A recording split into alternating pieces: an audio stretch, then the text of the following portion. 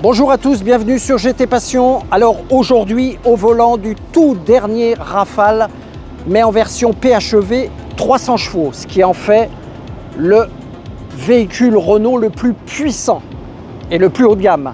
Alors on va faire le tour un petit peu des subtilités sans rentrer dans le détail déjà du design, puisque vous le connaissez par rapport à ce qu'on a déjà présenté de son petit frère de 200 chevaux il y a quelques temps. On va regarder un petit peu avec vous les particularités dans cette livrée bleu Summit satin qui est de toute beauté. Allez, c'est parti. Alors ce qui différencie un petit peu ces modèles, il y en a quelques petits détails, quelques petites subtilités de design. Alors on a déjà ce fameux logo, ce logo signé Atelier Alpine. Pourquoi Atelier Alpine? Puisque sur ce PHEV 300 chevaux, vous avez deux versions.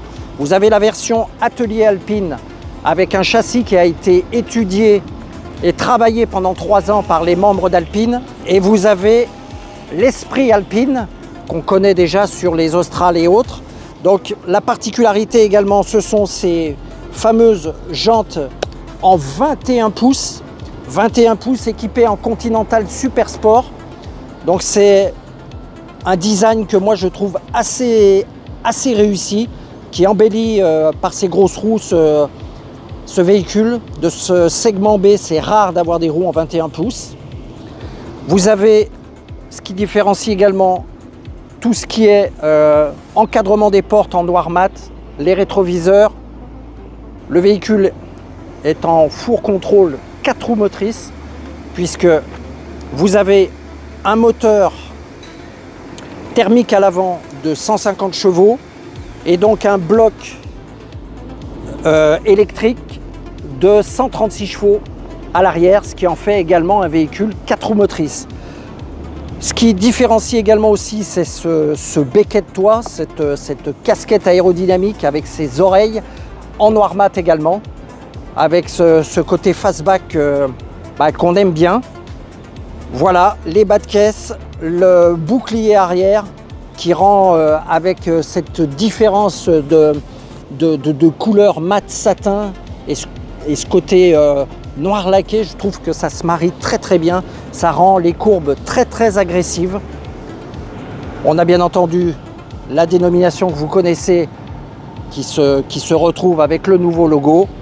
Voilà, en termes de design extérieur, ce qu'on pouvait dire, vous voyez, ça ne différencie pas énormément du Rafale qu'on vous avait déjà présenté. Par contre, effectivement, il y a des petits signes visuels, des petits détails qui vont permettre, si vous voulez, de différencier les gammes 200 chevaux PHEV de cette nouvelle série en 300 chevaux. On va passer à l'intérieur après, où vous verrez qu'il y a aussi quelques petites particularités au niveau des programmes pour ce qui est de l'équipement et surtout des matières qui sont utilisées à l'intérieur, notamment au niveau des sièges, des surpiqûres et autres. On va faire un tour rapide de tout ça. Coffre qui est motorisé main libre, où il suffit de passer le pied, vous le voyez. Donc un coffre, comme vous le constatez, qui est très bien rempli et qui a une capacité qui est largement suffisante et qui est compatible à ce qui se trouve sur son segment. Refermeture au pied. Hop. Donc entièrement automatisé, très pratique. Voilà ce qu'on pouvait dire du design intérieur de ce nouveau Rafale. Alors à bord de ce Rafale PHEV 300 chevaux, hein, le design est toujours aussi beau. Le soin apporté aux finitions est encore plus flagrant. On est vraiment dans un véhicule qui est en montée de gamme. C'est indéniable. On a une sono Harman Kardon avec 9 haut-parleurs. On a une sellerie qui mêle Alcantara avec ce fameux logo lumineux la nuit, ce qui est une nouveauté. On a ce toit Solar Bay qu'on vous avait déjà présenté sur Scénic et sur le Rafale PHEV 200, mais qui a un effet waouh, avec des conditions de voyage qui sont optimales pour les passagers et le conducteur. Et on a surtout toute cette modification qui a été faite au niveau du châssis, vous le voyez, avec des éléments qui permettent justement en roulant de pouvoir régler différents éléments. Donc c'est très bien. On a toujours cette interface qui est très intuitive, que ce soit au niveau, vous le voyez, au niveau du GPS, au niveau des menus. C'est très bien fait. On a également MyCanal maintenant sur l'ensemble des véhicules. Donc c'est aussi quelque chose de notable. Voilà, on a toute la personnalisation possible avec les modes de conduite. Vous le voyez, sport, confort, éco bien entendu. On a un mode snow sur adhérence difficile, puisque je le rappelle, ce véhicule est en 4 roues motrices. Donc ça c'est nouveau aussi. On a donc le mode sport, hein, qui va reconfigurer avec le châssis des réglages qui sont un petit peu différents. Donc quand on roule, on a tous les éléments qui s'affichent ici. C'est très bien fait. Et donc ça permet également de pouvoir moduler sa conduite, ses réglages en fonction de l'utilisation qui va en être fait. Donc comme je disais tout à l'heure, hein, ce véhicule donc a la particularité d'avoir 2 motorisations, une motorisation thermique à l'avant de 150 chevaux et à l'arrière une motorisation électrique de 136 chevaux, ce qui en fait un véhicule donc 4x4, vous l'avez compris, et fort contrôle puisque les roues arrière sont également directrices, donc ce qui permet d'avoir une grande agilité en courbe qui est assez phénoménale. On a testé dans l'arrière pays niçois, c'est très pratique. Sinon en termes d'équipement, on retrouve les éléments que vous aviez déjà, avec notamment cette particularité de la planche de bord qui est en ardoise, que je trouvais assez fou. On a toujours les surpiqûres bleu, blanc, rouge. Donc voilà, un sans faute niveau design. On a toujours ce petit volant à mes plats. Le mode multisense, hein, qui permet de changer ce que je vous disais tout à l'heure, les modes. Et vous avez ici un bouton qui permet, alors attendez, on va vous montrer, qui permet justement de pouvoir régler certains éléments au niveau de la récupération d'énergie. Vous avez les fameuses palettes qui permettent de gérer cette récupération plus ou moins importante, qui permet au véhicule non seulement de freiner dans les phases de descente et de récupérer de la batterie.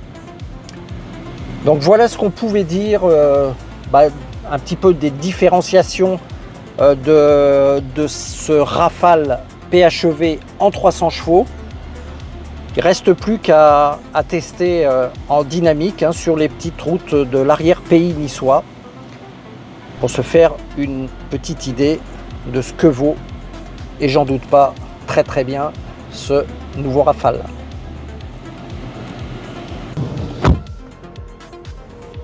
Alors à l'arrière aussi,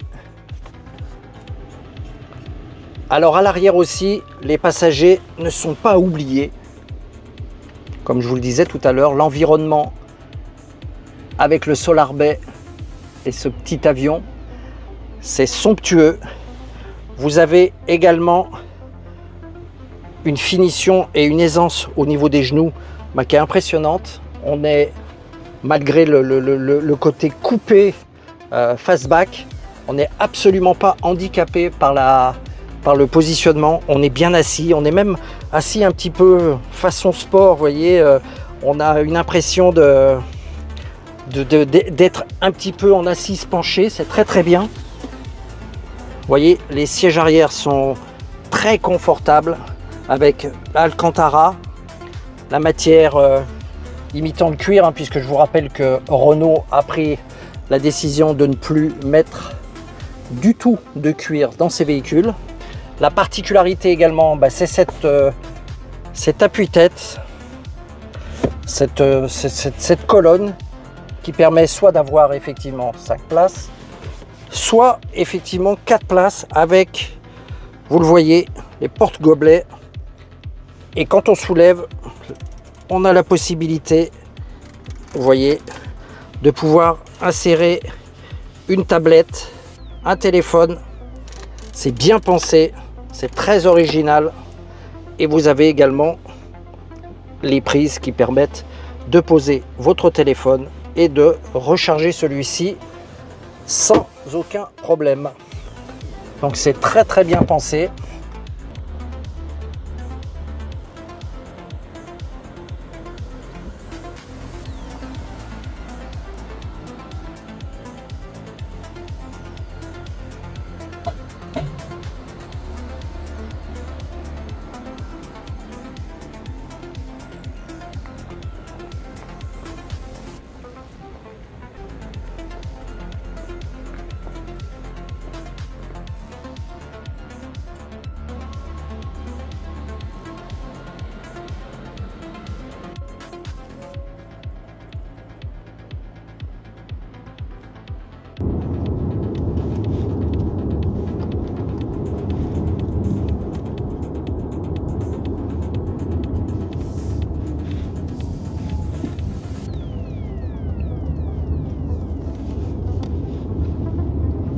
Ça fait du dynamique gratuit.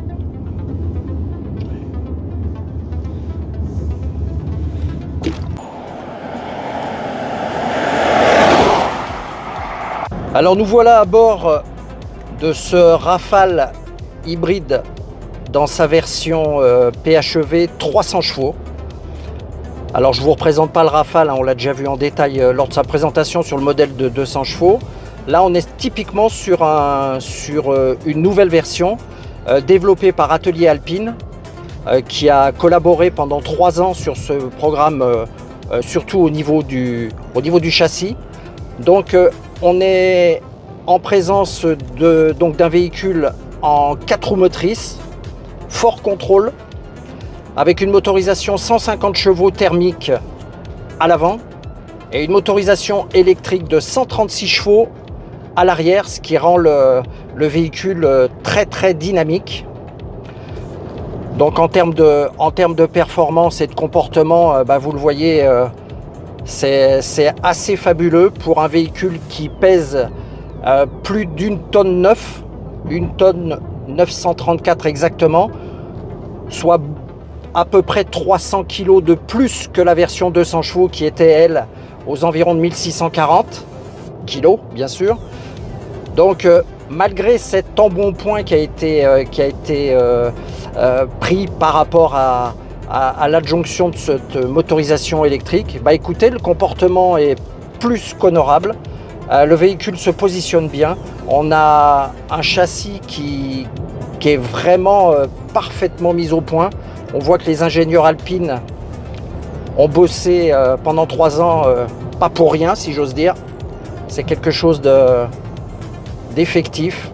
On est à bord d'un véhicule très dynamique.